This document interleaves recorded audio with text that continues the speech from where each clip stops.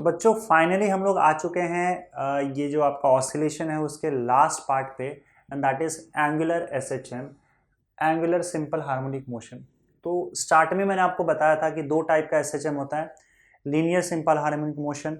अभी तक हमने जो भी एग्जाम्पल देखा था, जिस चीज़ की पढ़ाई की थी, वो आपका लीनियर सिंपल हार्मोनिक मोशन था।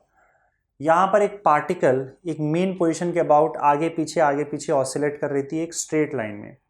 लेकिन अब हम बात करेंगे यहाँ पे एंगुलर एसएचएम के बारे में। एंगुलर एसएचएम में क्या होता है, बेसिकली आपके पास पार्टिकल ना होकर एक बॉडी होता है, ठीक है।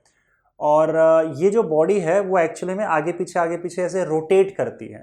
जैसे मान लो अगर आपने एक इस तरीके से मेटालिक डिस्क किसी ऊपर से सस्पेंड कर दिया रस्सी से, और इसको मैंने थोड़ा इस डिस्क को पकड़ा ऐसे और हल्का सा घुमाया और उसके बाद छोड़ दिया, तो ये डिस्क क्या होगा बताओ, ये वापस रिटर्न आ जाएगा और आगे पीछे ऐसे रोटेट करता जाएगा। जैसे मतलब अगर सपोज करो आपका ये इसका एक पर्टिकुलर एंगल है, लेट्स से कि स्टार्टिंग का ये वाला एंगल है उसका ऐसे, और आपने क्या किया, यहाँ से इसको थोड़ा सा घुमाया, तो घुमाने के बाद ये यहाँ चला आया, ठीक है, इतने एंगल पे। ये एंगल इसका थीटा है, थीटा नॉट, इतने एंगल से वो घूम गया। घूमने के बाद अगर आप उसको छोड़ दोगे तो ये ऐसे घुमा के अगर आपने छोड़ दिया उसको, तो ये फिर से रिटर्न आएगा और उतना ही एंगल आपका इस साइड आ जाएगा घूमते घूमते, और वो रोटेट करेगा इन दो पॉइंट के बीच में ऐसे ऐसे, समझ गए ना। ये ऐसा आपका ऑब्जेक्ट है, ऐसे ऐसे ऐसे ऐसे आगे पीछे रोटेट करता जाएगा। तो जितना एंगल वो आगे गया था यहाँ पे, उतना ही एंगल वो रिटर्न आएगा, और फिर आगे फिर पीछे फिर आगे फिर पीछे। मतलब यहाँ पे क्या हो रहा है, बेसिकली एंगल कवर किया जा रहा है। जैसे 10 डिग्री से वो यहाँ घुमा, तो फिर वो रिटर्न आएगा और 10 डिग्री से फिर यहाँ घूमेगा, फिर रिटर्न आएगा मेन पोजीशन पे, और फिर 10 डिग्री से यहाँ लेफ्ट घूमेगा, राइट घूमेगा, लेफ्ट घूमेगा, राइट घूमेगा। तो यहाँ पे जितने डिग्री से वो घूम जाता है, ये अगर मैं इसका मेन पोजीशन मान के चलूँ, तो जितने एंगल से वो घूम जाता है, मैक्सिमम एंगल से वो घूमता है, जितने मैक्सिमम एंगल से, उसे हम लोग यहाँ पे एम्पलीट्यूड कहते हैं, एम्पलीट्यूड ऑफ एंगुलर एसएचएम। और ये फिलहाल एंगुलर एसएचएम हो रहा है। तो यहाँ पे डिस्टेंस नहीं बल्कि एंगल कैलकुलेट किया जाएगा एम्पलीट्यूड के लिए। लीनियर एसएचएम में हम मीन और एक्सट्रीम पोजीशन के बीच का डिस्टेंस देखते थे, पर यहाँ पे मीन से एक्सट्रीम पे जाने के बाद कितना एंगल कवर किया जा रहा है, वो एंगल ही इसका एम्पलीट्यूड कहलाएगा, एम्पलीट्यूड ऑफ एंगुलर एसएचएम। अच्छा देखो, अगर बॉडी सपोज करो बॉडी है आपके पास, और बॉडी में आपको एक्सेलरेशन लाना है। एक्सेलरेशन लाने का मतलब इसकी वेलोसिटी चेंज करनी है, क्या तो वेलोसिटी फास्ट स्लो कुछ भी करना है। वेलोसिटी अगर बदलना है तो आपको पता है इस पर आपको फोर्स एक्सर्ट करना पड़ेगा। फोर्स ही वेलोसिटी को बदलता है, और वेलोसिटी बदलने का मतलब होता है एक्सेलरेशन प्रोड्यूस होता है, और force is equal to mass into acceleration होता है। तो ये तो लीनियर मोशन में हो गया, और लीनियर एसएचएम में हमने देखा था कि ये इक्वेशन वैलिड है, force is equal to mass into acceleration. अब यहाँ पे बॉडी एक्चुअली आपका लीनियर मोशन परफॉर्म नहीं कर रहा है, बल्कि रोटेट कर रहा है। तो हमने रोटेशन मोशन में देखा था कि रोटेशन के केस में जो एक्सेलरेशन होता है वो एंगुलर एक्सेलरेशन होता है। मान लो बॉडी घूम रही है किसी स्पीड से, और घूमने का स्पीड कम या ज़्यादा हुआ, तो ऐसे केस में हम बोलते हैं एंगुलर एक्सेलरेशन हुआ है। और एंगुलर एक्सेलरेशन को हम लोग अल्फा से डिनोट करते हैं। Angular acceleration is denoted as alpha. तो बच्चों यहाँ पे देखो कैसा है ना, कि जो लीनियर एसएचएम है और एंगुलर एसएचएम है, इसके कॉन्सेप्ट में और इसके इक्वेशंस में कोई फर्क नहीं है। सेम सेट ऑफ इक्वेशन जो आपने लीनियर एसएचएम में पढ़ा था, आपको exactly same equations angular SHM में भी मिलेगा। बस फर्क इतना होगा कि क्वांटिटीज किसकी जगह पे कौन सा आ रहा है, वो आपको एनालॉजी देखना पड़ेगा। तो जब भी आप लीनियर मोशन से डील करते हो, सॉरी एंगुलर एसएचएम से डील करते हो, तो एंगुलर एसएचएम में कौन सी क्वांटिटी किस जगह पे आएगी वो देख लेना। अगर आपको वो याद रहे तो आपको एक भी अलग से इक्वेशन याद करने की जरूरत नहीं है। सेम सेट ऑफ इक्वेशन जो आपने लीनियर एसएचएम में यूज़ किया था वही यहाँ पे भी यूज़ करना पड़ेगा। तो अब देखो, हमको पता है बॉडी की वेलोसिटी अगर चेंज करनी है, बॉडी में एक्सेलरेशन प्रोड्यूस करना है, तो हमें चाहिए होता है फोर्स। यहाँ पे बॉडी में अगर एंगुलर एक्सेलरेशन लाना है तो हमें चाहिए होता है टॉर्क। तो यहाँ पे आप ध्यान रखना, फोर्स की जगह पे आ जाएगा टॉर्क, फोर्स को रिप्लेस कर लेगा टॉर्क, एक्सेलरेशन को रिप्लेस करेगा angular acceleration alpha. Displacement from main position, यहाँ पे मेन पोजीशन से डिस्प्लेसमेंट मतलब एंगुलर डिस्प्लेसमेंट आ जाएगा, तो डिस्प्लेसमेंट को रिप्लेस कर देगा एंगुलर डिस्प्लेसमेंट थीटा। और क्या हो सकता है बताओ? बाकी सब मेरे हिसाब से सेम होगा, और कुछ रहेगा तो मैं यहाँ पे वापस लिख दूंगा। तो शुरू करते हैं बच्चों यहाँ पे। अब वहां पे देखो इक्वेशन क्या था हमारा, वहां पे इक्वेशन था f is equal to minus k x, क्योंकि f जो है it is directly proportional to minus x है, ठीक है। अच्छा, यहाँ पे k की जगह पे हम लोग c लिख देते हैं और c को टॉर्शनल कांस्टेंट बोलते हैं।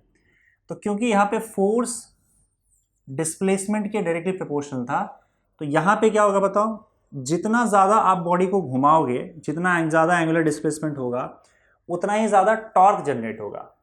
तो फोर्स के जनरेट जगह पे आ जाएगा आपका टॉर्क, और torque is directly proportional to minus x के जगह पे आ जाएगा थीटा। ये एंगुलर एसएचएम का कंडीशन है। मतलब अगर आपका बॉडी एंगुलर एसएचएम परफॉर्म कर रहा है, तब उस पर लगा हुआ टॉर्क या रीस्टोरिंग टॉर्क, इसको कहते हैं रीस्टोरिंग टॉर्क, जो बॉडी को वापस लाता है वो टॉर्क, रीस्टोरिंग टॉर्क जो होगा that will be directly proportional to minus theta. तो जो रीस्टोरिंग, जैसे आप बॉडी को अगर घुमाओगे तो बॉडी में रीस्टोरिंग टॉर्क डेवलप हो जाता है, और जब आप छोड़ देते हो तो वही रीस्टोरिंग टॉर्क बॉडी को वापस अपने मीन पोजीशन की ओर ले आता है। That restoring torque is directly proportional to minus of theta. और यहाँ पे अगेन प्रोपोर्शनैलिटी कांस्टेंट आएगा c, यहाँ पे k के बजाय हम लोग c लिख देते हैं, और ये आपका इक्वेशन बना। यहाँ पे वो इक्वेशन है f is equal to minus k x था, लेकिन एंगुलर सेक्शन में torque is equal to minus c theta आ जाएगा। चलिए ठीक है, अब उसके बाद आगे बढ़ते हैं। यहाँ पे आप देखो तो torque is equal to minus c theta है, और टॉर्क आप लोगों को पता है क्या होता है, आई अल्फा होता है। तो torque is equal to I alpha, हमने कहाँ पे पढ़ा था ये चीज़? रोटेशनल डायनेमिक्स में। Torque is equal to I alpha, I moment of inertia होता है, is equal to minus c theta. तो यहाँ से आप देखोगे तो अल्फ़ा का वैल्यू चेक कर लेते हैं यहाँ पे क्या होगा।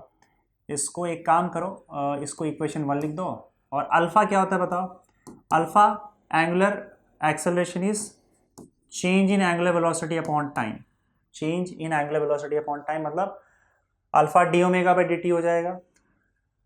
और हमें पता है कि ओमेगा क्या होता है? ओमेगा जो होता है वो D theta by d t होता है, क्योंकि omega is angular velocity, angular velocity क्या होता है? एंगुलर डिस्प्लेसमेंट अपॉन टाइम, तो omega will be D theta by d T. ये सब रोटेशनल डायनेमिक्स में हम ऑलरेडी पढ़ चुके हैं, अगर याद नहीं आ रहा तो आपको वहाँ जाके इसे वापस समझना होगा और फिर वापस आना होगा। ये सारे कॉन्सेप्ट हम रोटेशनल डायनेमिक्स में कर चुके हैं। Angular velocity is D theta by d t, तो ओमेगा की जगह पे D theta by d T डाल दो, तो अल्फा का वैल्यू क्या हो जाएगा बताओ? Alpha will be equal to, देखो डबल डेरिवेटिव आ गया, d two theta upon d t square. इसको उठा के इक्वेशन 1 में डाल दो, पुट इन इक्वेशन 1, तो आपका इक्वेशन क्या बनेगा बताओ? आई अल्फा की जगह पे आ जाएगा d square theta upon d t square, और is equal to minus c theta. Minus c theta को इस साइड लेके आ जाओगे तो आपका इक्वेशन बन जाएगा I d square theta upon d t square plus c, क्या आएगा this is again c theta ना, c theta is equal to 0। तो ये आपका बन गया differential equation of angular SHM, differential equation of angular SHM. तो जैसे differential equation of linear SHM था, वैसे यहाँ पे आपका differential equation of angular SHM आ गया, I d square theta upon d t square plus c theta is equal to 0। Okay, अब ये बातें तो आपको ऑलरेडी याद रखनी है, जो मैंने आपको कहा था कि इन सब की जगह पे ये सब आता है। और यहाँ पे भी जैसे हम लोग ने लिखा था वहाँ पे ओमेगा इज इक्वल टू, अगर आपको याद होगा तो omega is equal to under root acceleration per unit displacement, ये फॉर्मूला डिराइव किया था ना। तो यहाँ पे क्या आ जाएगा? यहाँ पे ओमेगा का वैल्यू आ जाएगा अंडर रूट, वहाँ पे एक्सेलरेशन पर यूनिट डिस्प्लेसमेंट था, यहाँ पे angular acceleration per unit angular displacement आ जाएगा। यहाँ पे सब एंगुलर के टर्म्स में होगा, पर यूनिट एंगुलर डिस्प्लेसमेंट हो जाएगा, बस और कुछ नहीं। इन शॉर्ट ओमेगा का वैल्यू जो होगा under root alpha by x हो जाएगा। और अगर आपको टाइम पीरियड ढूंढना है तो टाइम पीरियड का फॉर्मूला तो हम जानते ही हैं, T is equal to 2 pi upon omega, यही वाला फॉर्मूला यहाँ पे भी यूज होगा। फ्रीक्वेंसी निकालना है तो आपको इसी का रेसिप्रोकल कर देना है, n is equal to frequency जो होगा, frequency n is equal to 1/2। तो ये तो वैसे ही आएगा, ओमेगा टी ये सब तो वैसे ही आने वाला है। बस यहाँ पे आपको ध्यान में क्या रखना है, इन सारी चीज़ों का ध्यान रखना है यहाँ पे, ठीक है। अच्छा, यहाँ पे एक काम करते हैं, अल्फा बाय एक्स ओमेगा का वैल्यू ढूंढ लेते हैं और टाइम पीरियड का वैल्यू ढूंढ ही लेते हैं, ठीक है। इसको मैं यहाँ पे साइड, तुम्हारे बुक में शायद इस चीज़ के लिए नहीं किया हुआ है, लेकिन हम देख लेते हैं। देखो इक्वेशन 1 से अगर आप देखोगे तो I alpha is equal to minus c theta है, from one I alpha is equal to minus c theta है। तो अल्फा अपॉन थीटा क्या हो जाएगा बताओ, माइनस सी अपॉन आई, और alpha upon theta will be equal to c upon I, अगर हम सिर्फ मैग्नीट्यूड कंसिडर करें, इन मैग्नीट्यूड। तो अब देखो यहाँ पे टाइम पीरियड आपको मिल जाएगा। टाइम पीरियड कैसे मिलेगा, T is equal to 2 pi upon omega which is equal to 2 pi upon omega क्या है बताओ, omega is nothing but angular acceleration per unit angular displacement बनेगा, मतलब अल्फा बाय एक्स। तो अल्फा बाय एक्स क्या है बताओ, c by theta, 2 pi under root c by theta, sorry c by I. अब रूट ऊपर चला जाएगा तो टी का वैल्यू क्या हो जाएगा, 2 पाई। देखो रूट आई ऊपर चला जाएगा, रूट सी नीचे होगा, under root I by c. या T is equal to 2 pi under root I by c. और फ्रीक्वेंसी चाहिए तो इसका रेसिप्रोकल आ जाएगा, n is equal to 1/2 pi under root c by I. तो अगर हम लोग सपोज को लीनियर एसएचएम की बात करें तो लीनियर एसएचएम में इक्वेशन क्या था, अगर आपको याद होगा तो T is equal to 2 pi under root m by k, ऐसा था ना। तो देखो के की जगह पे क्या आ रहा है, सी आ रहा है, और मास की जगह पे मोमेंट ऑफ इनर्शिया आता है। तो ये हमें पता है कि लीनियर मोशन में जो मास का काम होता है वही काम आपका रोटेशनल मोशन में मोमेंट ऑफ इनर्शिया करता है। तो हमेशा रोटेशन मोशन में मास की जगह पे मोमेंट ऑफ इनर्शिया आ जाता है, इसलिए एम की जगह पे आपका आई आ रहा है।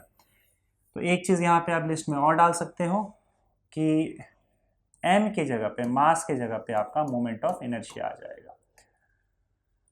देखो बाकी सब इक्वेशन वैसे ही है। देखो f is equal to minus k x है ना, तो फोर्स की जगह पे टॉर्क, के की जगह पे सी, एक्स की जगह पे थीटा, ये इक्वेशन आ गया। टाइम पीरियड क्या होता है बताओ, 2 pi under root m by k होता है। तो इस केस में क्या हो जाएगा, एम की जगह पे आई और के की जगह पे सी, तो इस केस में 2 pi under root m by k आ जाएगा, समझे। तो इस तरीके से सेम सेट ऑफ इक्वेशंस आपको यूज करना है यहाँ पे, बस आपको पता होना चाहिए किसकी जगह पे क्या आएगा, राइट। तो ये आपका हो गया एंगुलर एसएचएम। एंगुलर एसएचएम में ये कंडीशन होता है कि torque should be directly proportional to minus theta, पहली बात तो ये रिस्टोरिंग टॉर्क। दूसरा यहाँ पे हम लोगों ने देखा कि इसका डिफरेंशियल इक्वेशन निकाला, differential equation of angular SHM.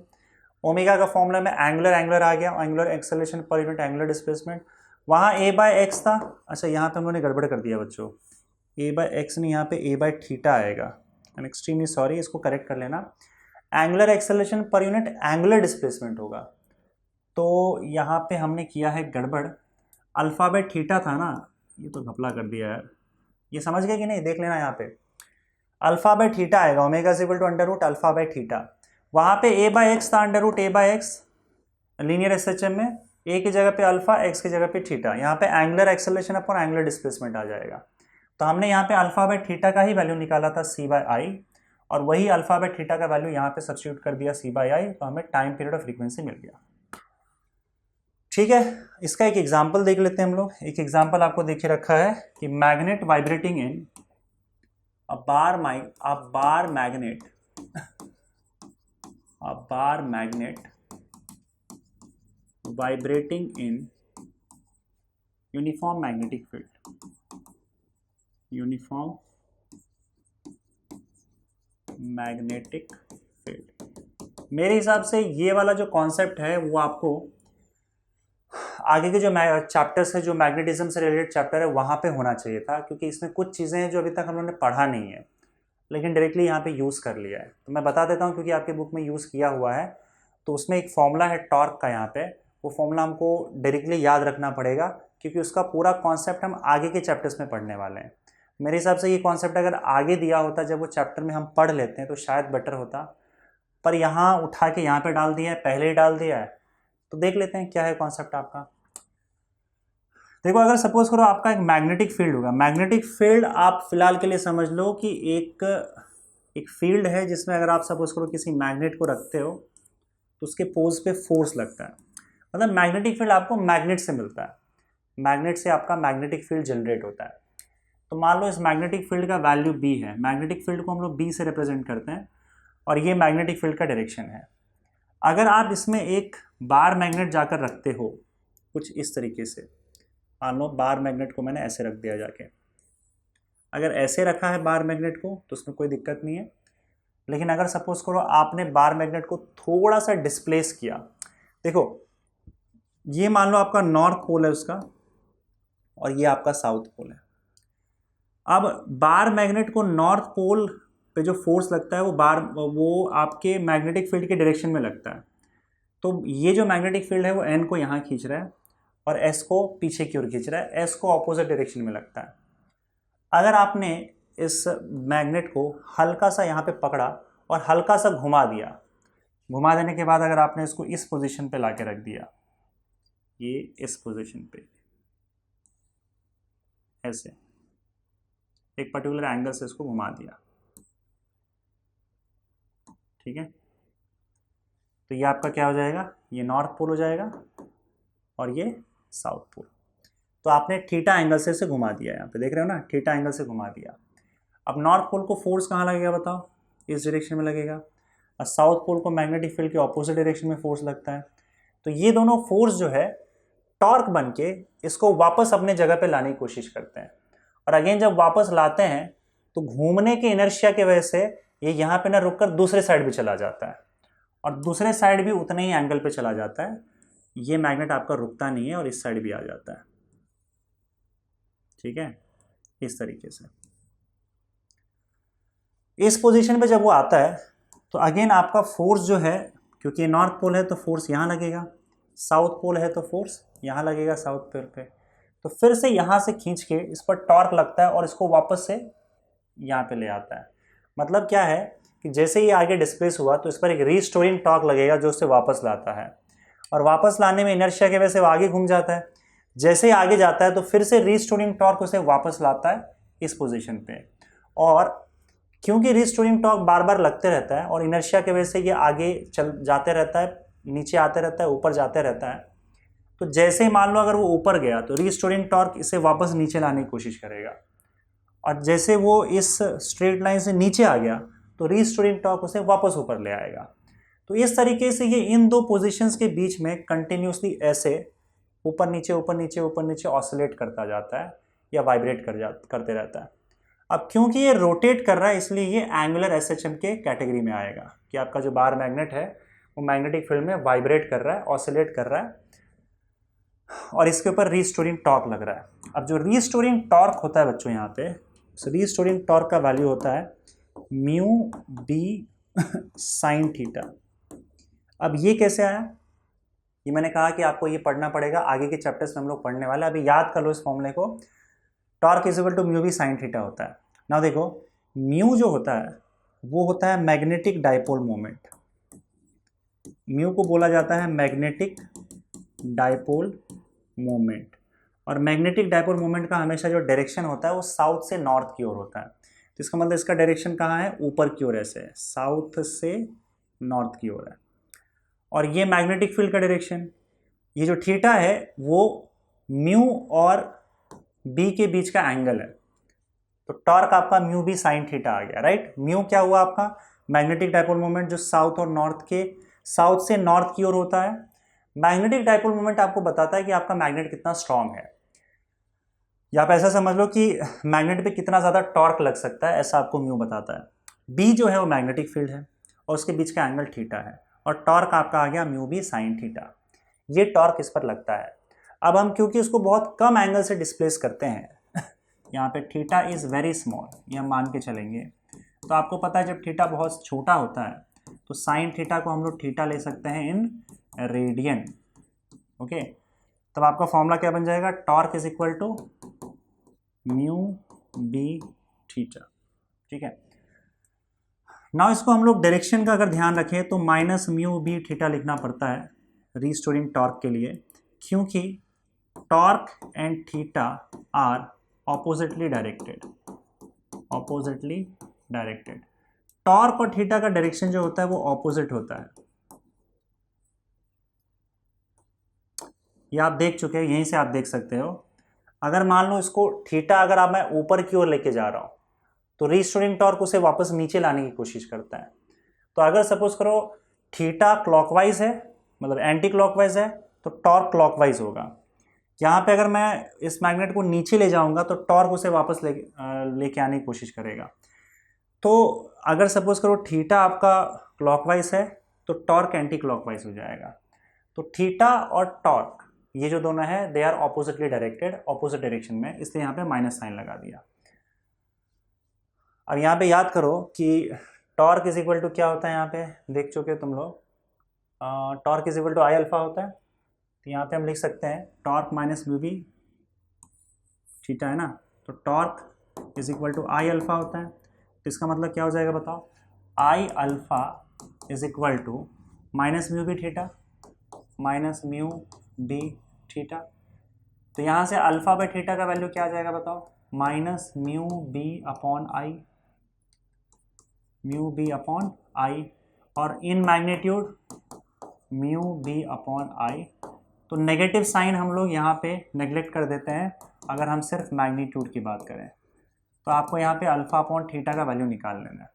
अब टाइम पीरियड बड़े आसानी से निकल जाएगा, क्योंकि टाइम पीरियड क्या होता है बताओ इसका, 2π अपॉन ओमेगा, और हमें पता है कि 2π अपॉन ओमेगा मतलब under root alpha by theta, angular displacement per unit, sorry angular acceleration per unit angular displacement omega का वैल्यू होता है। तो इस तरीके से आपको मिल जाएगा 2π अपॉन अल्फा अपॉन थीटा का value under root mu B upon I. अब ये आई ऊपर चला जाएगा तो टी का वैल्यू हो जाएगा 2π under root I upon mu into B. ये मैग्नेट का टाइम पीरियड होता है किसी मैग्नेटिक फील्ड में अगर वो वाइब्रेट कर रहा है या ऑसिलेट कर रहा है तो। और अगर आपको यहाँ पे फ्रीक्वेंसी चाहिए तो फ्रीक्वेंसी 1/t हो जाएगा, that is equal to 1 upon 2π under root mu B upon I. तो ये केस हो गया bar magnet vibrating in uniform magnetic field, right. उसका टाइम पीरियड भी हमने निकाल लिया और फ्रीक्वेंसी भी निकाल लिया। आगे बढ़ते हैं बच्चों, और यहाँ पे हम बात करेंगे डैम्प्ड ऑसिलेशन की। देखो अभी तक हम लोगों ने जो भी ऑसिलेशन की बात की, एसएचएम की बात की, लीनियर सिंपल हार्मोनिक मोशन की बात की, वहाँ पे कैसा था कि हम ये अज्यूम कर रहे थे कि आपका जो ऑसिलेशन हो रहा है वो फ्री स्पेस में ऑसिलेशन हो रहा है या वैक्यूम में हो रहा है, इसके अगल बगल कोई दूसरा मीडियम नहीं है। पर जनरली ऐसा होता नहीं है, क्योंकि कोई भी ऑसिलेशन अगर है तो वो किसी न किसी मीडियम में होगा। अगर कुछ नहीं है तो एयर तो होगा ही। तो अगर मान लो आपका जैसे हमने स्प्रिंग लिया यहाँ पे और स्प्रिंग आपका ऑसिलेट कर रहा है, मतलब स्प्रिंग को किसी मास से अटैच कर दिया आपने और ये मास स्प्रिंग की वजह से इस तरह से ऑसिलेट हो रहा है। तो अगर हम सपोज करो अगल बगल कुछ न मान के वैक्यूम मान के चले, तो जो भी चीज़ें हमने यहाँ पे की थी अभी, वो ये माना हुआ था कि इसके अगल बगल कोई दूसरा मीडियम नहीं है, ये वैक्यूम है, फ्री स्पेस में ऑसिलेट कर रहा है, और तब सारे इक्वेशंस हम लोगों ने डिराइव किए थे। पर रियलिटी में क्या होता है कि कुछ न कुछ आपका अगल बगल में किसी न किसी मीडियम में ऑसिलेशन होगा। जैसे मान लो एयर के अंदर ऑसिलेशन हो रहा है, इस एयर के अंदर ही मैं स्प्रिंग लूंगा, एक मास अटैच कर दूंगा उससे और फिर ये ऑसिलेशन करवाऊंगा, तो क्या होगा बताओ। जब ये ऑसिलेशन चालू करता है एयर के अंदर तो इस पर, इस बॉडी पर एक रीस्टोरिंग फोर्स तो लगता ही है, F is equal to minus kx, ये तो लगता ही है। इस फोर्स के अलावा एक और फोर्स लगता है और उसे हम लोग डैम्पिंग फोर्स बोलते हैं। और वो डैम्पिंग फोर्स हमेशा आपके बॉडी के ऑपोजिट डायरेक्शन में लगेगा, मतलब बॉडी के वेलोसिटी के ऑपोजिट डायरेक्शन में लगेगा। जैसे मान लो बॉडी आगे जा रहा है, बॉडी की वेलोसिटी आगे है, तो डैम्पिंग फोर्स वेलोसिटी के अगेंस्ट लगेगा। अगर बॉडी पीछे आने लगा तो डैम्पिंग फोर्स इस पर आगे लगने लगेगा। ये डैम्पिंग फोर्स क्या करता है, इसके एनर्जी को धीरे धीरे वेस्ट करते जाता है। अगर एयर ना हो या कोई पार्टिकल्स ना हो तब तो इसकी एनर्जी इंटैक्ट रहेगी। हमने देखा था कि टोटल एनर्जी हमेशा कंजर्व होता है, फिक्स होता है, हाफ के स्क्वायर, और ये कंटिन्यूसली जिंदगी भर तक ऑसिलेट करता जाएगा इन दो पॉइंट्स के बीच में, और ना ही इसका एम्पलीट्यूड कम होगा और ना ही इसकी एनर्जी कम होगी। ये कंटिन्यूसली जीवन भर तक यहां से लेकर यहां तक दोनों पॉइंट के बीच में, दोनों एक्सट्रीम पोजीशन के बीच में ऑसिलेट करता जाएगा। लेकिन जब मीडियम आ जाता है, डैम्पिंग फोर्स आ जाता है, तब ये जो डैम्पिंग फोर्स है, जैसे एयर के पार्टिकल से मान लो, वो ब्लॉक से टकराएंगे और टकराने की वजह से इसका जो एनर्जी है वो लॉस करवा देते हैं। तो ऐसे चक्कर में क्या होता है कि पार्टिकल अगर मान लो इन दो पॉइंट के बीच में ऑसिलेट कर रहा है, तो धीरे धीरे उसका एम्पलीट्यूड कम होता चला जाएगा, और कम होते हैं तो क्योंकि उसका एनर्जी वेस्ट हो रहा है डैम्पिंग फोर्स की वजह से, और धीरे धीरे इसका एम्पलीट्यूड जो है एक पॉइंट ऑफ टाइम के बाद ज़ीरो हो जाएगा और ऑसिलेशन रुक जाता है। इसीलिए जब हम लोग कोई भी ऑसिलेशन देखते हैं तो वो एक पॉइंट ऑफ टाइम के बाद रुक जाता है। उसका रीज़न क्या है? क्योंकि उस पर डैम्पिंग फोर्स लगता है और उसका एनर्जी धीरे धीरे वेस्ट होता है और एम्पलीट्यूड कम होता चला जाता है। ठीक है, यही एक एग्जांपल देखेंगे। बुक में एक अलग तरीके से इसका डायग्राम आपको देके रखा हुआ है, तो जो जैसा बुक में दिया वैसे मैं बना देता हूँ यहाँ पे। तो ये आपका मान लो कोई सपोर्ट है, इससे आपका एक स्प्रिंग अटैच्ड है, और स्प्रिंग से आपने एक ब्लॉक अटैच करके रखा हुआ है, और ये ब्लॉक ऑसिलेट कर रहा है, लेकिन इस ब्लॉक को आपने किसी मीडियम में डाल के रखा हुआ है। ठीक है, जैसे एयर हो या वाटर हो या कोई भी मीडियम हो, उससे फ़र्क नहीं पड़ता है। अगर मीडियम है तो मीडियम इस पर डैम्पिंग फोर्स लगाएगा। ठीक है, और ये जो डैम्पिंग फोर्स की वजह से क्या होता है, इसका ऑसिलेशन धीरे धीरे स्लो होता जाएगा, या एम्पलीट्यूड, सॉरी ऑसिलेशन स्लो नहीं, एम्पलीट्यूड कम होता जाएगा, और एक पॉइंट ऑफ टाइम के बाद ये ऑसिलेशन रुक जाएगा। समझे? तो इस ब्लॉक पर ये जो मीडियम है वो डैम्पिंग फोर्स लगाता है। कहाँ लगाता है? हमेशा वेलोसिटी के अगेंस्ट लगाता है। ये नीचे जाएगा तो डैम्पिंग फोर्स ऊपर लगेगा, बॉडी ऊपर जाएगा तो डैम्पिंग फोर्स नीचे लगेगा। तो हमारे पास यहाँ पे दो फोर्सेस है। एक तो F इज इक्वल टू, मतलब ये जो आपका रीस्टोरिंग फोर्स है Fr, that is equal to minus kx होता है, ये रीस्टोरिंग फोर्स हो गया। अब दूसरा एक नया फोर्स यहाँ पे लग रहा है which is called damping force, और ये डैम्पिंग फोर्स आपका FD लिख रहा हूँ मैं, इसका वैल्यू होता है माइनस b इंटू बी। मतलब ये डैम्पिंग फोर्स जो है वेलोसिटी के डायरेक्टली प्रोपोर्शनल होता है, और जो प्रोपोर्शनलिटी कांस्टेंट होता है वो b होता है। इसको डैम्पिंग कांस्टेंट बोलते हैं, डैम्पिंग कांस्टेंट, ओके। मतलब b का वैल्यू जितना ज़्यादा रहेगा उतना ही ज़्यादा डैम्पिंग फोर्स लगेगा बॉडी पे। और देखो ये वेलोसिटी पे डिपेंड करता है, वेलोसिटी जितना ज़्यादा होगा उतना ही ज़्यादा आपका डैम्पिंग फोर्स भी होगा। माइनस साइन इंडिकेट कर रहा है कि वेलोसिटी का डायरेक्शन जहाँ पे होगा उसके ऑपोजिट डायरेक्शन में आपका डैम्पिंग फोर्स लगेगा। तो अब इस बॉडी पे रिस्टोरिंग फोर्स के अलावा डैम्पिंग फोर्स भी लग रहा है, तो इस टाइप के ऑसिलेशन को हम लोग डैम्प्ड ऑसिलेशन बोलते हैं, जहाँ पे रिस्टोरिंग फोर्स के अलावा डैम्पिंग फोर्स भी लगता है अगर आपका बॉडी किसी मीडियम में ऑसिलेट कर रहा है तो। ठीक है, तो ऐसे केस में क्या हो जाएगा बताओ? हमको पता है, हम लिखते हैं यहाँ पे force is equal to mass into acceleration, पर इस बार जो टोटल फोर्स है आपका वो क्या क्या है? एक तो आपका रिस्टोरिंग फोर्स है और प्लस आपका डैम्पिंग फोर्स भी है, ये दोनों मिला के मास इनटू एक्सेलरेशन होगा। तो यहाँ पे रिस्टोरिंग फोर्स का वैल्यू क्या हो जाएगा? Minus k x plus damping force का वैल्यू क्या हो जाएगा? Minus b v is equal to m. अब एक्सेलरेशन का वैल्यू क्या होगा बताओ? यहाँ पे एक्सेलरेशन का वैल्यू होगा डी स्क्वायर, देखो ये हम ऑलरेडी कर चुके हैं। एक्सेलरेशन जो होता है वो d v by d t होता है, v जो होता है वो d x by d t होता है, d x by d t. तो आपका एक्सेलरेशन क्या हो जाएगा? D square x upon d t square, double derivative of displacement. ये हम ऑलरेडी कर चुके हैं, तो मैं डायरेक्टली ए को यहाँ पे क्या लिख दे रहा हूँ? D square x upon d t square. अब ये दोनों टर्म उस साइड लेके चले जाओ तो क्या आ जाएगा आपका बताओ? M d square x upon d t square plus k x और plus b v is equal to 0। तो ये आपका डिफरेंशियल इक्वेशन आ गया डैम्प्ड हार्मोनिक ऑसिलेशन का। This is differential equation of damped harmonic oscillation. अब इसका सोल्यूशन क्या होगा? देखो अगर बी वी यानी कि डैम्पिंग फोर्स नहीं था तब हमको पता है कि इसका सोल्यूशन था x is equal to a sine omega t plus five. ये हम ऑलरेडी कर चुके हैं कि आपका जो लीनियर एस एच एम है उसका x का वैल्यू आता है A sine omega t plus five. लेकिन क्योंकि यहाँ पे अभी b इंटू वी भी इन्वॉल्व है, तो इसकी वजह से होता क्या है, अगर आप इसका सोल्यूशन निकालोगे डिफरेंशियल इक्वेशन में, ये मैथमेटिक्स का पार्ट है, तो आपको सेकेंड ऑर्डर डिफरेंशियल इक्वेशन का यहाँ पे एग्जैक्टली मैथमेटिक्स के थ्रू निकालने की ज़रूरत नहीं है सोल्यूशन, आप डायरेक्ट इसका आंसर याद रख सकते हो। इससे जो x आएगा, ये जो एक्स्ट्रा टर्म आया उसके वजह से देखो होता क्या है, इससे जो आपको x आएगा तो उस x का वैल्यू होता है a naught e raise to minus b t upon 2m cos omega dash t plus 5, ये इसका इक्वेशन है, ठीक है। और यहाँ पे जो तुम देख रहे हो ये पूरा हिस्सा, ये इस डैम्प्ड हार्मोनिक ऑसिलेशन का पूरा एम्पलीट्यूड है। अगर मैं इसे a सब्स्टिट्यूट करूँ तो आपका a जो है वो एम्पलीट्यूड हो जाएगा, और therefore amplitude a is equal to क्या आ जाएगा आपका, a naught e raise to minus b t upon 2m, e raise to minus b t upon 2m, ये आपका एम्पलीट्यूड हो जाएगा। जहाँ पे a नॉट जो है वो स्टार्टिंग का एम्पलीट्यूड था, इनिशियल एम्पलीट्यूड जिससे आपका ऑसिलेशन स्टार्ट हुआ था, initial amplitude, a naught is your initial amplitude, और a is equal to a naught e raise to minus b t upon 2m, ये आपका ऑसिलेशन का एम्पलीट्यूड है। अब ये एम्पलीट्यूड आप ध्यान से देख सकते हो कि आपका कांस्टेंट नहीं है, फिक्स नहीं है, बल्कि एक्सपोनेंशियली डिक्रीज हो रहा है टाइम के साथ, क्योंकि e raise to minus b t upon 2m है, तो टाइम जैसे जैसे बढ़ाते जाओगे ये वैल्यू कम होता जाएगा और आपका एम्पलीट्यूड कम होता जाएगा। तो ये तो हम पहले ही जानते थे कि डैम्प्ड ऑसिलेशन में आपका जो एम्पलीट्यूड होता है वो धीरे धीरे धीरे धीरे कम होता चला जाता है।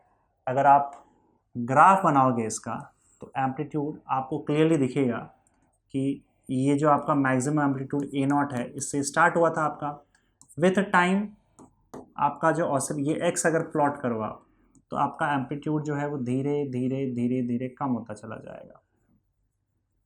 और थियोरेटिकली देखा जाए तो ये इनफाइनाइट टाइम लगाएगा वैसे ज़ीरो होने में, लेकिन एक्चुअली क्या होता है कि आपका एक पर्टिकुलर टाइम के बाद ये ज़ीरो हो जाता है प्रैक्टिकली देखा जाए तो, क्योंकि इसके बाद ये वैल्यू इतना कम हो जाता है कि हमें उसका ऑसिलेशन दिखाई नहीं देता है। तो ये इस तरीके से आपका ए नॉट का जो वैल्यू है वो धीरे धीरे एक्सपोनेंशियली डिक्रीज होता चला जाता है, ए नॉट कम होता चला जाता है। इनिशियली ए नॉट से स्टार्ट होता है एम्पलीट्यूड, और एम्पलीट्यूड धीरे धीरे धीरे धीरे डिक्रीज होता चला जाएगा, एनर्जी का लॉस होता है, और फाइनली आपका जो एम्पलीट्यूड है बहुत टाइम के बाद ज़ीरो हो जाता है, ठीक है। अच्छा, ये जो ऑसिलेशन है डैम्प्ड ऑसिलेशन, अब ये भी एक सिंपल हार्मोनिक मोशन ही है, क्योंकि इसका इक्वेशन देखो सिंपल हार्मोनिक मोशन जैसे ही आ रहा है, साइन आए चाहे कॉज आए उससे फर्क नहीं पड़ता, साइन और कॉज अगर कोई भी इक्वेशन में आ रहा है मतलब वो सिंपल हार्मोनिक मोशन परफॉर्म किया जा रहा है। पर ये डैम्प्ड ऑसिलेशन है, इसमें डैम्पिंग भी इन्वॉल्व है। इस केस में अगर आप ओमेगा डैश का वैल्यू देखा, यहाँ पे देखो हमने ओमेगा नहीं लिखा है, ओमेगा डैश लिखा है, तो अगर मैं ओमेगा डैश की बात करूँ तो ओमेगा डैश का जो वैल्यू होता है वो होता है अंडर रूट, देखो under root k by m था पहले, लेकिन अब under root k by m upon b upon 2m का होल स्क्वायर, ये आता है ओमेगा डैश का वैल्यू।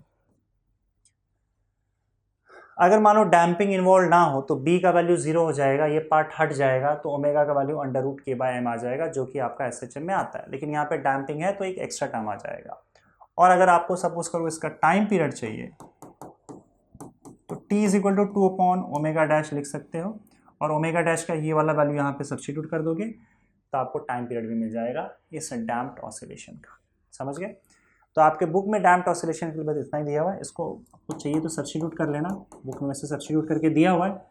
ओमेगा डैश का value under root k by m minus b upon 2m का होल स्क्वायर, और अगर इसकी फ्रीक्वेंसी चाहिए तो आपको टाइम पीरियड का रेसिप्रोकल ले लेना है, तो फ्रीक्वेंसी भी आ जाएगा। डैम्प्ड ऑसिलेशन के बारे में आपके बुक में बस इतना ही देके रखा हुआ है। और फाइनली हम लोग बढ़ते हैं बच्चों इस चैप्टर के आखिरी टॉपिक पे, which is nothing but free vibrations. Free vibrations ही लिखा है ना, फ्री ऑसिलेशंस लिखा हुआ है, चलो ठीक है, फ्री ऑसिलेशंस, और इसी को फ्री वाइब्रेशन भी बोलते हैं। Free oscillations, forced oscillations and resonance, ये तीनों चीजें देखते हैं क्या। सबसे पहले हम बात करेंगे फ्री ऑसिलेशन की। सबसे पहले हम बात करते हैं यहाँ पे फ्री ऑसिलेशन की। Free oscillations. फ्री ऑसिलेशन का मतलब क्या होता है? देखो, अगर कोई भी बॉडी अगर वो ऑसिलेट कर सकता है और उसे आपने छोड़ दिया अपने आप ऑसिलेट करने पर, तो वो जिस फ्रीक्वेंसी के साथ ऑसिलेट करेगा या जैसे भी ऑसिलेट करेगा उसे हम लोग फ्री ऑसिलेशन बोलते हैं। फॉर एग्जांपल, अगर सपोज करो यहाँ पे आपका एक पेंडुलम है एक पर्टिकुलर लेंथ का, और उसको आपने उसके मीन पोजीशन से थोड़ा सा डिस्प्लेस कर दिया और छोड़ दिया, तो ये अपने आप ऑसिलेशन चालू कर देता है। अपने आप जो ये ऑसिलेशन कर रहा है इसे हम लोग फ्री ऑसिलेशन बोलते हैं। वैसे ही जैसे अगर सपोज करो एक आपने स्प्रिंग लिया, स्प्रिंग को थोड़ा सा खींचा, ब्लॉक लगा के थोड़ा सा खींचा, उसके बाद छोड़ दिया उसको, तो ये ब्लॉक क्या करेगा, स्प्रिंग के सहारे आगे पीछे अपने आप ऑसिलेशन चालू कर देगा। तो ये जो अपने आप बॉडी ऑसिलेट करता है, अगर आप उसे मीन पोजीशन से थोड़ा सा डिस्प्लेस कर दोगे तो इस ऑसिलेशन को हम लोग फ्री ऑसिलेशन बोलते हैं।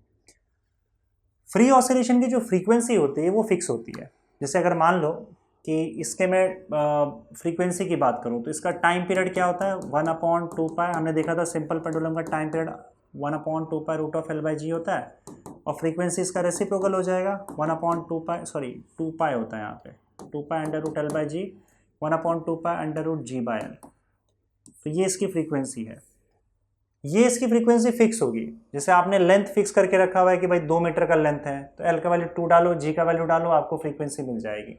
मान लो ये फ्रीक्वेंसी 10 हर्ट्ज आती है, तो ये हमेशा 10 हर्ट्ज से ही वाइब्रेट करेगा। आप इसको रोक दो, फिर से इसको खींचो, छोड़ दो, तो ये हमेशा 10 हर्ट्ज से ही वाइब्रेट करेगा जब तक कि आप उसका लेंथ ना चेंज कर दो। इसकी फ्रीक्वेंसी इसके लेंथ पे डिपेंड कर रही है, समझ गए? ये इसकी नेचुरल फ्रीक्वेंसी कहलाएगी। वैसे ही इसकी जो फ्रीक्वेंसी होगी आपकी, अगर आपको याद होगा तो इसका टाइम पीरियड क्या था, 2π√m/k, और इसकी फ्रीक्वेंसी इसका रेसिप्रोकल हो जाएगा √k/n। तो ये अगेन इसकी जो फ्रीक्वेंसी है ये फिक्स फ्रीक्वेंसी है। तो ये जो भी फ्रीक्वेंसी आपका फ्री ऑसिलेशन का होता है इसे हम लोग नेचुरल फ्रीक्वेंसी बोलते हैं। और बॉडी की नेचुरल फ्रीक्वेंसी फिक्स होती है, बॉडी कैसा उस पर डिपेंड करता है। जैसे पेंडुलम का लेंथ ज़्यादा है तो लेंथ √L के इन्वर्सली प्रोपोर्शनल फ्रीक्वेंसी, तो जिस पेंडुलम का लेंथ ज़्यादा होगा उसकी नेचुरल फ्रीक्वेंसी कम होगी, जिस पेंडुलम का लेंथ कम होगा उसकी नेचुरल फ्रीक्वेंसी ज़्यादा होगी। वैसे ही यहाँ पे देखो k/m पे डिपेंड करता है। ब्लॉक का मास अगर तुमने ज़्यादा ले लिया तो नेचुरल फ्रीक्वेंसी इसकी कम हो जाएगी, k का वैल्यू ज़्यादा है तो नेचुरल फ्रीक्वेंसी ज़्यादा हो जाएगी, m का वैल्यू ज़्यादा है तो नेचुरल फ्रीक्वेंसी कम हो जाएगी।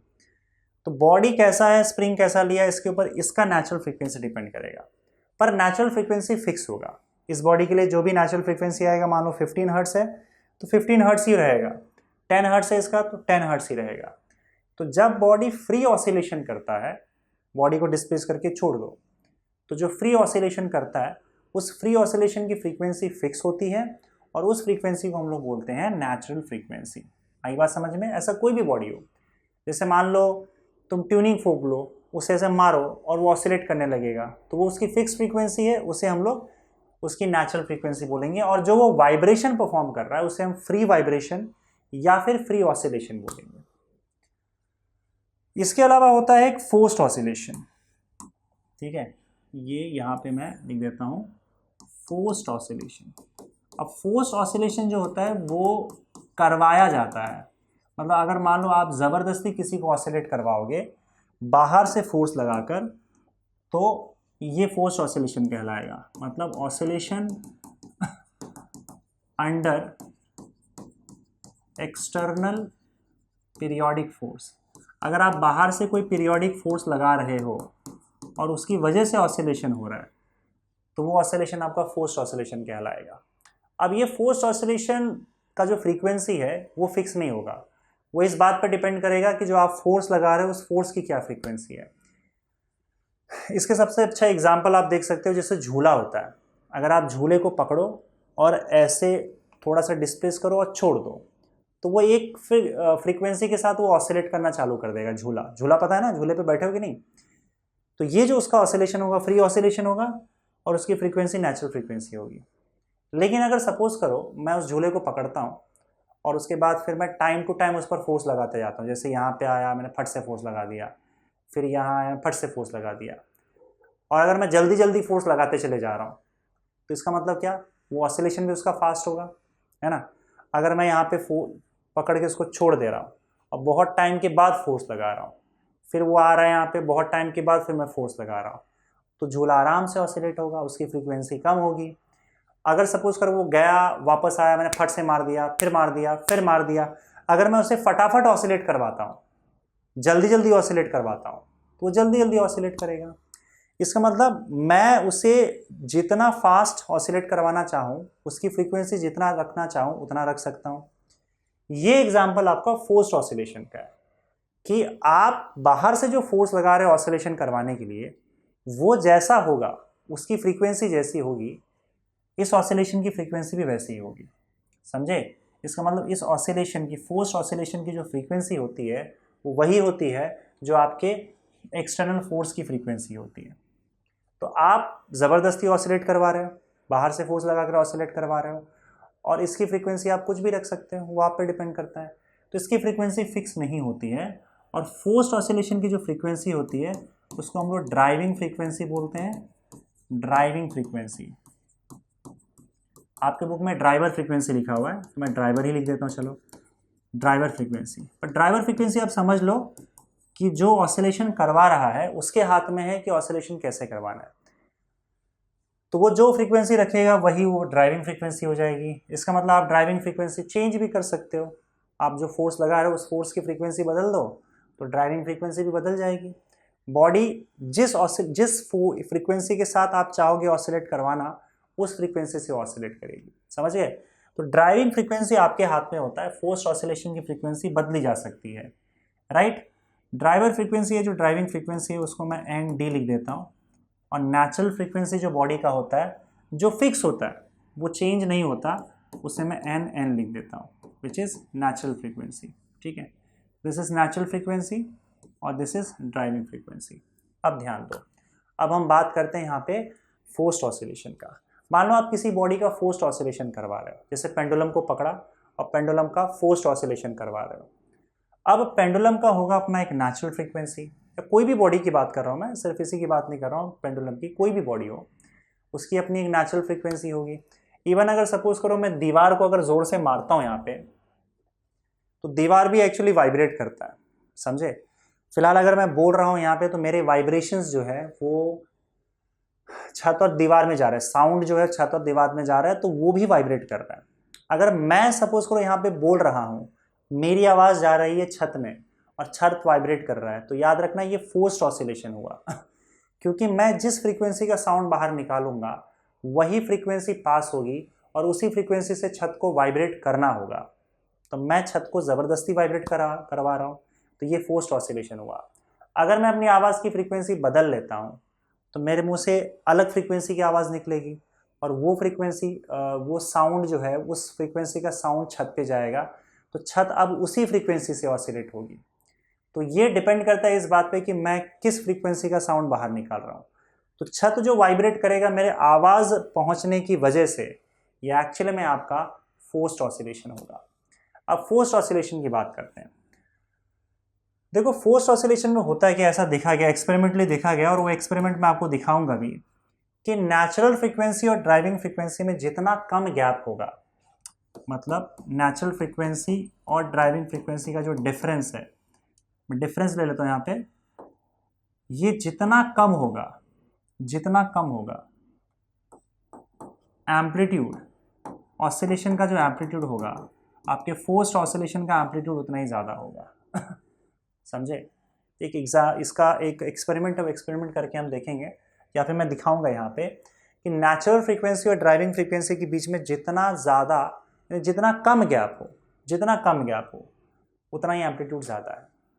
तो मान लो किसी बॉडी का नेचुरल फ्रीक्वेंसी, उसका नेचुरल फ्रीक्वेंसी जो है वो 10 हर्ट्ज़ है, लेकिन आप उसे फोर्स्ड ऑसिलेशन करवा रहे हो। अब फोर्स्ड ऑसिलेशन करवाओगे तो उसकी जो फ्रीक्वेंसी ड्राइविंग फ्रीक्वेंसी कहलाएगी। आप मान लो उसे ज़बरदस्ती 3 हर्ट्ज़ के फ्रीक्वेंसी पे ऑसिलेट करवा रहे हो। एम्पलीट्यूड पता है ना, मेन पोजीशन से एक्सट्रीम पोजीशन के बीच का जो डिस्टेंस होता है, ये एम्पलीट्यूड है। अगर पार्टिकल का एम्पलीट्यूड ज़्यादा है तो ज़्यादा दूर तक ऑसिलेट करेगा वो, और उसकी एनर्जी उतनी ज़्यादा होगी, क्योंकि एनर्जी जो है वो एम्पलीट्यूड पे डिपेंड करता है। एम्पलीट्यूड ज़्यादा का मतलब होता है एनर्जी ज़्यादा है, और अगर एम्पलीट्यूड कम है तो वो नज़दीक में से बहुत दूर जाके ऑसिलेट नहीं करेगा। इतना क्लियर है? अच्छा, उसकी नेचुरल फ्रीक्वेंसी 10 हर्ट्स है, लेकिन आप उसे ड्राइविंग फ्रीक्वेंसी उसकी 3 हर्ट्स है, मतलब आप उसे ज़बरदस्ती फोर्स्ड वाइब्रेशन करवा रहे हो 3 हर्ट्स पे। दोनों के बीच में गैप कितना है? 7 हर्ट्स का गैप है। 7 हर्ट्स का गैप काफ़ी ज़्यादा है। ऐसे ऑसिलेशन का, इस पर्टिकुलर ऑसिलेशन का एम्पलीट्यूड जो है वो काफ़ी कम होगा, ठीक है, एम्पलीट्यूड ज़्यादा नहीं होगा। इस फोर्स्ड ऑसिलेशन का एम्पलीट्यूड कम होगा।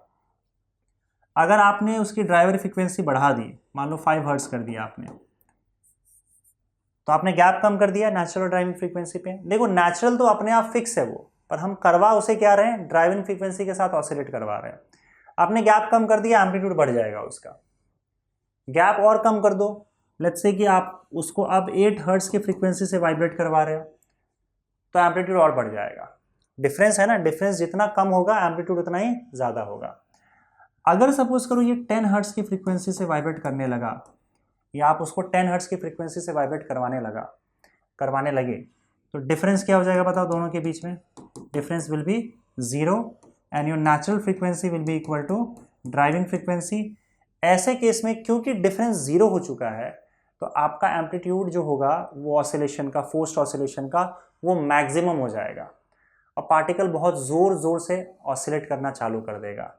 Amplitude becomes maximum. एम्पलीट्यूड, आगे लिखता हूं मैं,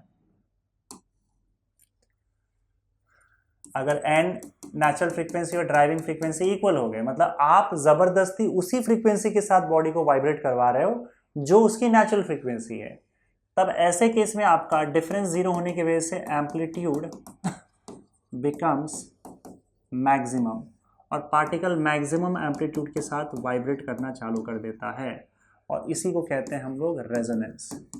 दिस इज कॉल्ड रेजोनेंस, ठीक है। और आपका पार्टिकल या आपका जो भी बॉडी है वो मैक्सिमम एम्पलीट्यूड के साथ एकदम ज़ोर ज़ोर से वाइब्रेट करना चालू कर देता है। जब आप उसको उसके नेचुरल फ्रीक्वेंसी के साथ ज़बरदस्ती वाइब्रेट करवाओगे, means your driver frequency is equal to natural frequency. समझे? इसके कई सारे एग्जाम्पल्स आपको नेचर में मिलता है। बहुत से एग्जाम्पल्स आप देखते हो जिसमें आपको रेजोनेंस दिख जाएगा। रेजोनेंस मतलब नेचुरल फ्रीक्वेंसी ड्राइविंग फ्रीक्वेंसी दोनों मैच कर चुका है, मतलब ये तो फोर्स वाइब्रेशन होना चाहिए। फोर्स वाइब्रेशन में जो ड्राइविंग फ्रीक्वेंसी थी वो नेचुरल फ्रीक्वेंसी के बराबर हो जाता है। अच्छा, ये याद रखना कि अगर आप 10 हर्ट्ज से ज़्यादा कर दिया, अगर आपने आप ड्राइविंग फ्रीक्वेंसी 10 हर्ट्ज से ज़्यादा कर दिया, मान लो फिर से 12 हर्ट्ज कर दिया, तो फिर आपका एम्पलीट्यूड कम हो जाएगा क्योंकि आपने डिफरेंस फिर बढ़ा दिया है। 15 हर्ट्ज करोगे तो एम्पलीट्यूड और कम हो जाएगा क्योंकि आपने डिफरेंस और ज़्यादा बढ़ा दिया है। मतलब एम्पलीट्यूड जो होगा वो डिफरेंस पे डिपेंड करेगा। डिफरेंस जितना कम होगा उतना ही ज़्यादा एम्पलीट्यूड के साथ आपका फोर्स्ड ऑसिलेशन होगा। तो मैं यहाँ पे एक रेजोनेंस कर्व बनाता हूँ। रेजोनेंस कर्व में हम क्या करते हैं, फ्रीक्वेंसी वर्सेस एम्पलीट्यूड पे ग्राफ प्लॉट करते हैं, और ये ग्राफ हमारा ऐसा आता है ठीक है। और ये जो बीच वाला हिस्सा है ये आपका होता है जब नेचुरल फ्रीक्वेंसी आपकी ड्राइविंग फ्रीक्वेंसी से मैच कर जाती है, मतलब ये आपकी नेचुरल फ्रीक्वेंसी और ड्राइविंग फ्रीक्वेंसी दोनों है, और आप जो ये आप अप्लाई कर रहे हो ये आपकी ड्राइविंग फ्रीक्वेंसी है, जैसे ड्राइविंग फ्रीक्वेंसी है, और ये बीच में आपकी नेचुरल फ्रीक्वेंसी थी। तो अब आप अगर सपोज करो आपकी जो ड्राइविंग फ्रीक्वेंसी है वो अगर नेचुरल फ्रीक्वेंसी से कम है तो इनके बीच में गैप है, और ये गैप होने की वजह से देखो एम्पलीट्यूड बस इतना ही है। अगर आपकी नेचुरल फ्रीक्वेंसी ड्राइविंग फ्रीक्वेंसी ये है तो नेचुरल फ्रीक्वेंसी से गैप ज़्यादा बढ़ गया, तो देख रहे हो आपका एम्पलीट्यूड और कम हो गया। और गैप बढ़ाओगे आपके नेचुरल और ड्राइविंग फ्रीक्वेंसी के बीच में तो एम्पलीट्यूड और कम हो जाएगा। यहीं पे देखो अगर सपोज करो आपने ड्राइविंग फ्रीक्वेंसी नेचुरल फ्रीक्वेंसी से ज़्यादा भी कर ली तो भी तो गैप बढ़ गया ना, तो भी देखो एम्पलीट्यूड कम हो जाएगा। आपने ड्राइविंग फ्रीक्वेंसी और बढ़ा दी तो आपका गैप और बढ़ जाएगा नेचुरल और ड्राइविंग में, तो एम्पलीट्यूड और कम हो जाएगा। लेकिन जब नेचुरल फ्रीक्वेंसी और ड्राइविंग फ्रीक्वेंसी दोनों इक्वल होते हैं तो आपका एम्पलीट्यूड जो होता है वो मैक्सिमम होता है आपके ऑसिलेशन का, ठीक है। तो इसे कहते हैं हम लोग रेजोनेंस कर्व। ये जो आपको दिख रहा है इसे हम लोग रेजोनेंस कर्व बोलते हैं, जो ड्राइविंग फ्रीक्वेंसी और एम्पलीट्यूड के बीच में ग्राफ प्लॉट किया जाता है। समझ गए? रेजोनेंस के बहुत सारे एग्जांपल्स बच्चों आपको नेचर में देखने को मिल जाते हैं। जैसे कि अगर सपोज करो मैं बात करूं कि आपने मूवीज़ में देखा होगा कि एक हीरो है वो गिटार बजा के किसी को इम्प्रेस कर देता है और सब इम्प्रेस हो जाते हैं। तो एक्चुअली उस इंसान का कमाल नहीं है, बल्कि ये उस रेजोनेंस का कमाल है जो हम लोग यहाँ पे पढ़ रहे हैं। अब मुझे एक बात बताओ, गिटार में क्या करते हैं लोग? ऊपर जो है 2-3 तार होता है, बस एक पतली सी वायर होती है। अब एक बात बताओ, किसी वायर को अगर पकड़ के हल्का हल्का ऐसे ऐसे आप हिलाओगे तो इतनी ज़ोर से आवाज़ आएगी क्या? क्या वो ज़ोर से आवाज़ इस वायर को हिलाने की वजह से आती है? नहीं, बिल्कुल नहीं। एक्चुअली क्या होता है, गिटार में नीचे आपका एक बहुत बड़ा हिस्सा होता है, बहुत बड़ा डब्बा होता है, और मेन काम उस डब्बे का होता है। ये जो डब्बा है, इस डब्बे के अंदर भरा हुआ होता है, मतलब गिटार कुछ ऐसा ही होता है ना, ये जो नीचे का डब्बा होता है ना, इसके अंदर भरा होता है एयर, ठीक है। और ये एयर वाइब्रेट करता है। अब देखो होता क्या है कि इसकी सेटिंग कुछ ऐसी की गई होती है कि इसमें इतना एयर और इतना वॉल्यूम का एयर भरा हुआ रहता है, उसका लेंथ इतना फिक्स रहता है कि इस एयर का और ये इस एयर का एक नेचुरल फ्रीक्वेंसी होगा, कुछ ना कुछ नेचुरल फ्रीक्वेंसी होगा ना। तो इसका जो भी नेचुरल फ्रीक्वेंसी होता है उसके हिसाब से आपका तार का लेंथ या वायर का लेंथ यहाँ पे सेट किया जाता है। और इस वायर का जो लेंथ होता है, उस वायर के लेंथ के हिसाब से इसकी जो फ्रीक्वेंसी होती है कि वही फ्रीक्वेंसी होती है जो इस एयर के नेचुरल फ्रीक्वेंसी, एयर का जो है नेचुरल फ्रीक्वेंसी है उसके बराबर होता है। तो अब होता क्या है इस पूरे प्रोसेस में, देखो कि आपका जो वायर है, वायर का आपने लेंथ इस तरीके से सेट किया हुआ है कि वायर को आप जिस फ्रीक्वेंसी से ऑसिलेट करोगे वो फ्रीक्वेंसी और इस एयर की नेचुरल फ्रीक्वेंसी सेम होती है।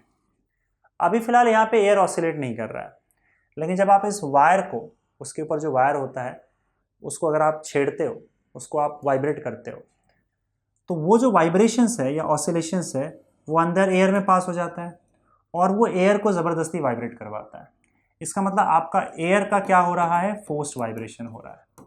और इंटरेस्टिंग बात ये है कि इसकी जो फ्रीक्वेंसी जो आपने भेजी है वो और एयर की नेचुरल फ्रीक्वेंसी दोनों सेम होती है, उसी हिसाब से ये सेट किया गया है। इसका मतलब आप एयर को एक तो फोर्स वाइब्रेशन करवा रहे हो एयर का, और आप एयर को ज़बरदस्ती उसके नेचुरल फ्रीक्वेंसी के साथ ही वाइब्रेट करवा रहे हो। जो उसकी नेचुरल फ्रीक्वेंसी है वही उसी फ्रीक्वेंसी के साथ आप उसको ज़बरदस्ती वाइब्रेट करवा रहे हो। मतलब आपके फोर्स्ड वाइब्रेशन का जो ड्राइविंग फ्रीक्वेंसी है वो एयर कॉलम के नेचुरल फ्रीक्वेंसी के साथ मैच कर जाता है। आप उसी फ्रीक्वेंसी के साथ उसको आप ज़बरदस्ती वाइब्रेट करवा रहे हो, जिसकी वजह से क्या होता है, यहाँ पे होता है रेजोनेंस। आपके एयर कॉलम का जो वाइब्रेशंस है वो मैक्सिमम एम्पलीट्यूड के साथ वाइब्रेट करने लग जाता है इस रेजोनेंस की वजह से, और इसीलिए अंदर से यहाँ पे ज़ोरदार आवाज़ आती है, क्योंकि आपका एम्पलीट्यूड बहुत ज़्यादा होता है, मैक्सिमम होता है। तो आपको पता है कि किसी भी वेव की जो इंटेंसिटी होती है वो उसके एम्पलीट्यूड पे डिपेंड करता है। हम आगे पढ़ेंगे, intensity is directly proportional to square of the amplitude. तो एम्पलीट्यूड जितना ज़्यादा होगा साउंड की इंटेंसिटी उतनी ज़्यादा होगी, उतना ही ज़ोर से आपको साउंड सुनाई देगा, समझे। तो ये रेजोनेंस की वजह से होता है। और एक एग्जांपल देखो, जैसे आपने देखा होगा डॉक्टर के कान में जो है वो स्टेथोस्कोप लगाया रहता है। उस स्टेथोस्कोप से वो आपके हार्ट बीट को सुन लेता है, या आपके अंदर आने वाली आवाज़ को जैसे वो लगाता है बॉडी में तो वो सुन लेता है। अब मुझे एक बात बताओ कि उसमें ऐसा क्या फिट रहता है कि आपके अंदर की आवाज़, अगर आप अपने अंदर की आवाज़ को थोड़ा महसूस करो तो बहुत हल्का हल्का आवाज़ आता है जो आप ढंग से सुन नहीं पाते हो, लेकिन उस स्टेथोस्कोप में जाते ही वो आवाज़ बहुत ज़ोर ज़ोर से आता है और कान में बहुत ज़ोर से आवाज़ पहुंचता है। क्या रीज़न है इसका? इसका रीज़न भी जो है वो रेजोनेंस है।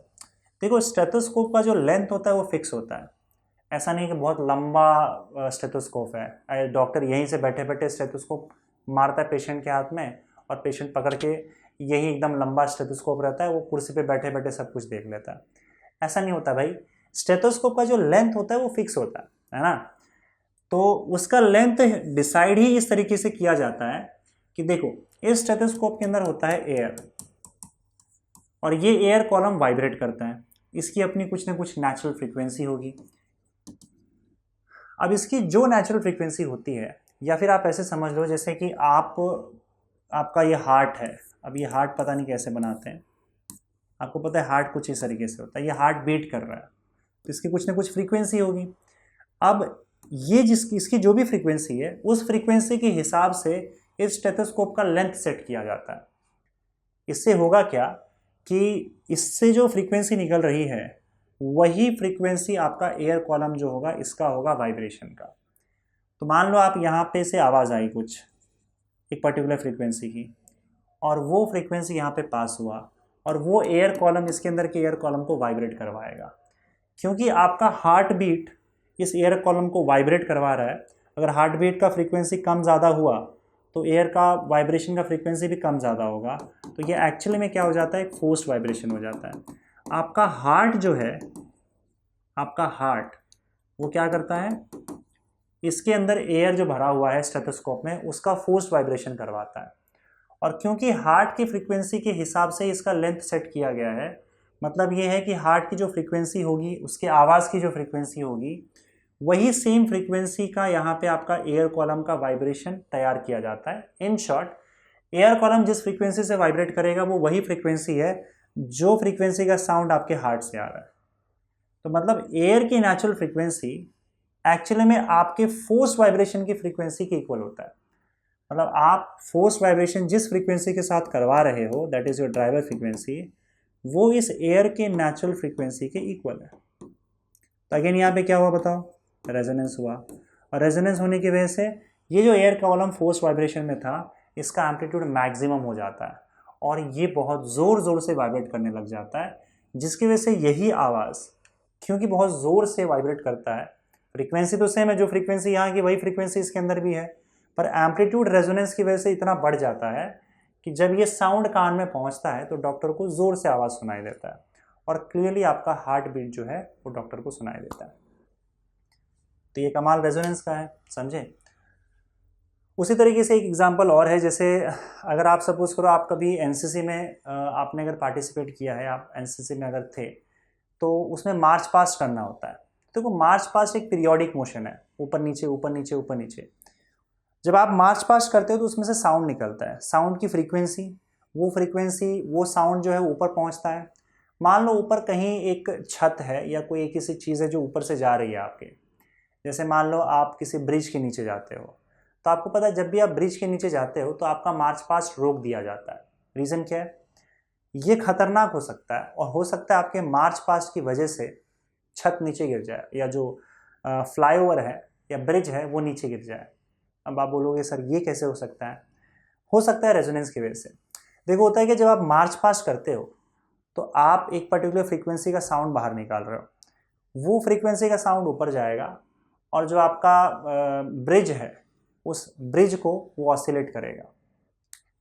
अगर सपोज करो आपकी जो फ्रीक्वेंसी, आप जो फ्रीक्वेंसी मार्च पास्ट की वजह से निकाल रहे हो वो फ्रीक्वेंसी और उस ब्रिज का फ्रीक्वेंसी, ब्रिज का नेचुरल फ्रीक्वेंसी ये मैच कर गया, मतलब ब्रिज का जो नेचुरल फ्रीक्वेंसी है वही फ्रीक्वेंसी अगर आप मार्च पास्ट के थ्रू साउंड का निकाल रहे हो, तो इसका मतलब वो जो साउंड आपके मार्च पास्ट की वजह से निकल रहा है वो ब्रिज को उसी के नेचुरल फ्रीक्वेंसी के साथ ज़बरदस्ती ऑसिलेट करवाएगा। मतलब ड्राइविंग फ्रीक्वेंसी नेचुरल फ्रीक्वेंसी के इक्वल हो जाएगा, रेजोनेंस हो जाएगा और आपका जो ब्रिज है वो मैक्सिमम एम्पलीट्यूड के साथ वाइब्रेट करने लगेगा, इतना ज़ोर से कि वो नीचे भी गिर सकता है और हो सकता है कि ये आपका आखिरी मार्च पास्ट हो। तो इसीलिए जब ब्रिज के नीचे एनसीसी की जो भी यूनिट है वो आती है तो उन्हें रोक दिया जाता है मार्च पास्ट करने से, इस खतरे को टालने के लिए जो कि रेजोनेंस की वजह से आ सकता है। समझ गए। तो ऐसे बहुत सारे एग्जांपल्स हैं आपके रेजोनेंस के, जो भी म्यूजिकल इंस्ट्रूमेंट्स होते हैं उसका एक एग्जांपल मैंने आपको दे दिया, गिटार, वो रेजोनेंस के दम पे चलता है। ये भी आपका जो स्टेथोस्कोप है वो रेजोनेंस के दम पे चलता है। मार्च पास्ट की जो मैंने बात की वो भी रेजोनेंस के दम पे चलता है।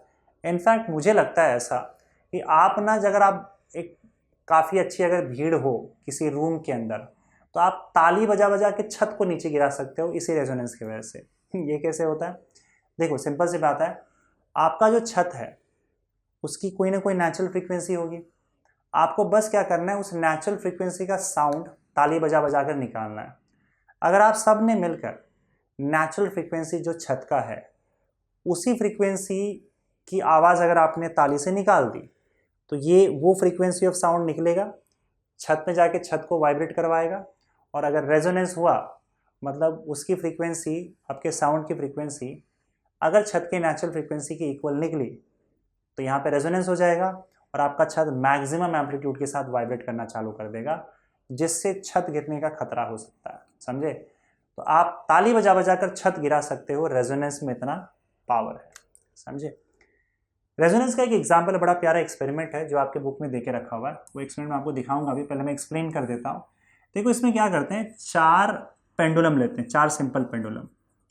ये रहा आपका एक पेंडुलम और इसको हम ए लिख देते हैं, ये आपका ड्राइवर पेंडुलम है। इसको हम ऑसिलेट करेंगे और इस ऑसिलेशन के बाद देखो होगा क्या आपका, ये आपका ड्राइवर पेंडुलम है, इसको हम ऑसिलेट करेंगे। उसके अलावा हम क्या करते हैं, एक पेंडुलम इससे थोड़ा छोटा ले लेते हैं, एक पेंडुलम एग्जैक्टली इसके साइज का ले लेते हैं, ये बी हो गया, ये सी हो गया, एग्जैक्टली इसके साइज का, ए और सी दोनों सेम साइज के, और एक पेंडुलम इससे बड़ा ले लेते हैं, डी।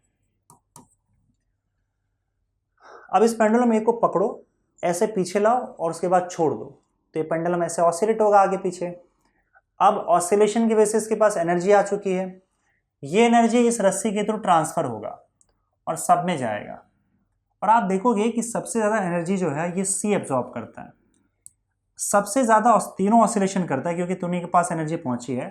तो जैसे आप ए को छोड़ोगे ऑसिलेशन चालू करेगा, तो बी भी ऑसिलेट करेगा, सी भी ऑसिलेट करेगा और डी भी ऑसिलेट करेगा, लेकिन सबसे ज़्यादा ऑसिलेशन जो होता है वो देखा गया है सी का होता है। रीज़न क्या है, देखो ए और सी दोनों का लेंथ सेम है, इसका मतलब दोनों की फ्रीक्वेंसी सेम होगी, ए की फ्रीक्वेंसी और सी की फ्रीक्वेंसी सेम होगी। बी की फ्रीक्वेंसी ए से अलग होगी, और हमने देखा था कि सिंपल पेंडुलम की अगर हम बात करें तो फ्रीक्वेंसी देखो क्या है, frequency is inversely proportional to square root of length, मतलब लेंथ बड़ा होगा तो फ्रीक्वेंसी कम हो जाएगा, लेंथ छोटा होगा तो फ्रीक्वेंसी ज़्यादा हो जाएगा। तो सबसे कम फ्रीक्वेंसी यहाँ पे किसकी होगी बताओ, मतलब अगर देखा जाए तो लेंथ सबसे बड़ा इसका है, इसकी फ्रीक्वेंसी सबसे कम होगी, आराम से ऑसिलेट करेगा। इसकी फ्रीक्वेंसी ज़्यादा होगी, लेंथ कम है। इन दोनों की फ्रीक्वेंसी सेम है और इसकी फ्रीक्वेंसी इससे ज़्यादा है, इसकी फ्रीक्वेंसी इससे कम है। तो देखा ये क्या है कि जो सेम फ्रीक्वेंसी सी है, क्योंकि दोनों का लेंथ सेम है, इसमें ऑसिलेशन ज़्यादा पहुंचा है, मतलब ये ज़्यादा फास्ट ऑसिलेट होता है, इसके पास एनर्जी ज़्यादा पहुंचा है और इसका एम्पलीट्यूड ज़्यादा होता है, मतलब ये ज़्यादा बड़े एम्पलीट्यूड के साथ ऑसिलेट करता है, और ये जो है वो रिलेटिवली दोनों है वो छोटे एम्पलीट्यूड के साथ ऑसिलेट करते हैं। अब इसका एम्पलीट्यूड सबसे ज़्यादा क्यों है, क्योंकि इस ए और सी की केस में हुआ है रेजोनेंस। देखो जब आप ए को छोड़ते हो और छोड़ देते हो तो ये ऑसिलेट करता है, इसका वाइब्रेशन बी सी और डी के पास पहुंचता है, इसका मतलब बी सी और डी जो है जिस फ्रीक्वेंसी के साथ ये ऑसिलेट कर रहा है उसी फ्रीक्वेंसी के साथ ऑसिलेट ये तीनों करेंगे, मतलब ये ए जो है इन तीनों को ऑसिलेट करवा रहा है, मतलब इन तीनों का हो रहा है यहाँ पे फोर्स्ड ऑसिलेशन। अब इस फोर्स्ड ऑसिलेशन में देखो कि इसकी जो फ्रीक्वेंसी होगी उसी फ्रीक्वेंसी के साथ ये तीनों ऑसिलेट करेंगे, लेकिन इसकी फ्रीक्वेंसी जो नेचुरल फ्रीक्वेंसी है वो इसके साथ मैच कर जा रही है। अब देखो इसकी नेचुरल फ्रीक्वेंसी और ये जो ऑसिलेट करवा रहा है वो ड्राइविंग फ्रीक्वेंसी, दोनों फ्रीक्वेंसी सेम है, इसलिए सी के केस में हो जा रहा है रेजोनेंस, और इस रेजोनेंस की वजह से इसका एम्पलीट्यूड जो है वो मैक्सिमम होता है और इसके पास ज़्यादा एनर्जी आ जाती है, समझे। तो ये केस रेजोनेंस की वजह से होता है। अगर ये एक्सपेरिमेंट आप एक्चुअली में देखना चाहो तो देख सकते हो, यहाँ पे मैंने निकाल के रखा है तो आपको क्लियरली दिख जाएगा। जस्ट अ सेकेंड, तुम जाओ, ये देखो आप क्लियरली देख सकते हो यहाँ पे एक्सपेरिमेंट में, ये आई थिंक 5 यहाँ पे 1 2 3 4 5, देखो इसको पकड़ा पीछे किया और छोड़ दिया, इसका और इसका लेंथ सेम है, तो ये वाइब्रेशन सबके पास पहुंचेगा, समझे। लेकिन आप क्लियरली देख सकते हो कि सबसे ज़्यादा कौन ऑसिलेट कर रहा है, ये वाला ऑसिलेट कर रहा है, इसके साथ रेजोनेंस हुआ है, इन दोनों की फ्रीक्वेंसी सेम है, इसकी नेचुरल फ्रीक्वेंसी और ये ड्राइविंग फ्रीक्वेंसी दोनों मैच कर गई। अब इस एंगल से देखो इसका और इसका लेंथ सेम है, तो इसको छोड़ दोगे तो सबसे ज़्यादा ये ऑसिलेट करेगा, बाकी सब भी ऑसिलेट कर रहे हैं पर सबसे ज़्यादा ऑसिलेट कौन कर रहा है, ये कर रहा है, क्योंकि इसके साथ हुआ है रेजोनेंस। समझ गए चीज़। तो फाइनली बच्चों आपका ये चैप्टर यहाँ पे होता है ख़त्म। आई होप आपको ये चीज़ें काफ़ी अच्छे से समझ में आ गई होंगी। आगे हम न्यूमेरिकल की वीडियोस इसके आ जाएंगे और फिर धीरे धीरे हम लोग चैप्टर में आगे की ओर बढ़ते जाएंगे। तो ये आपका पूरा का पूरा जो पार्ट था वो ऑसिलेशन का था, ठीक है। तो ऑसिलेशन वाला चैप्टर भी आपका 5th चैप्टर यहाँ पे बच्चों होता है फाइनली खत्म। Okay, thank you.